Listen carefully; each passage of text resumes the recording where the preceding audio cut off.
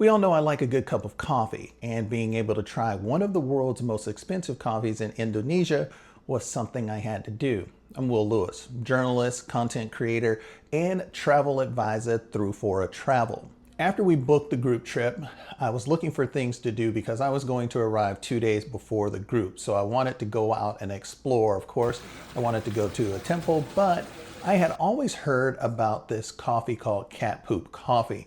One of my friend's dads was working in Indonesia and he tried it, and then he was like, it's one of the most expensive coffees in the world. It would cost you between $30 to $100 a cup if you got it here in the States. So I said, if I ever go to Indonesia, I'm going to try some of this coffee. Well, here comes the group trip. So of course I started looking at trying to get some of this Luwak coffee.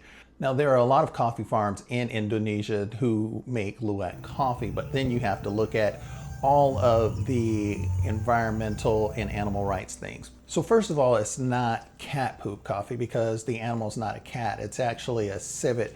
And these civets are nocturnal. So when I went around in the day, of course, many of them were asleep. Now they eat ripe coffee cherries, and because they cannot process, or their body can't process it, it only breaks down in some of the stomach enzymes. And then after that, they do poop it out. So what happens is the workers collect the poop, they wash it all off, they break open the coffee cherries to get to the coffee beans, then they roast it, they grind it, and they make coffee. The whole experience is really cool. And so I went to one farm when I was there 2 days early, but all the time when I was getting ready with this group, I was like, we've got to try this coffee. There's some coffee lovers in our place. There's some people who have never drank coffee. I just thought it would be a cool experience. We ended up seeing another farm that our guide took us to, and we walked through the farm and saw everything that was, at the farm. We got to see the animals. Most were sleeping, of course, but then we got to try the coffee. Now, I'm going to tell you, some people who are serious coffee aficionados, they don't even think that this is a real thing. They think it's a gimmick to get tourists there and everything else. For me, it's just a milder taste of coffee. It wasn't as strong. So if you were drinking it and you're trying to get up in the morning and you're looking for that punch, well, it's not really going to give you that punch because it's a milder coffee.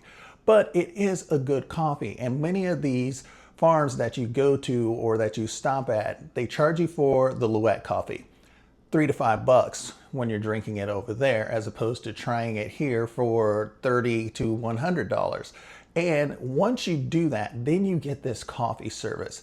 And it is a whole bunch of coffees, different coffees that they make, from avocado coffee, mangosteen, tea, chocolate coffee, and all the other stuff. But the thing is it's not the coffee.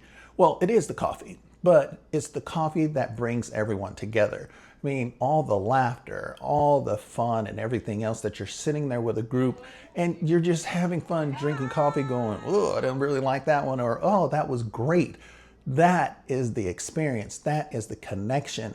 That is the thing that I try to do when I book travel for a lot of other people, because travel is the memories, but travel is also those experiences that make those memories. And the memories are what last forever. It's one thing that lasts every time I drink a cup of coffee. So if you're looking to book that type of adventure, hit the link in the bio or send me a message. Also, subscribe to this vlog and follow Headlines and Hotspots on Instagram and TikTok. And next week, we talk about my birthday trip to Barcelona. From the lows of a coffee tour to the highs of fireworks going off above my head to celebrate a spring festival. All right, talk to you soon.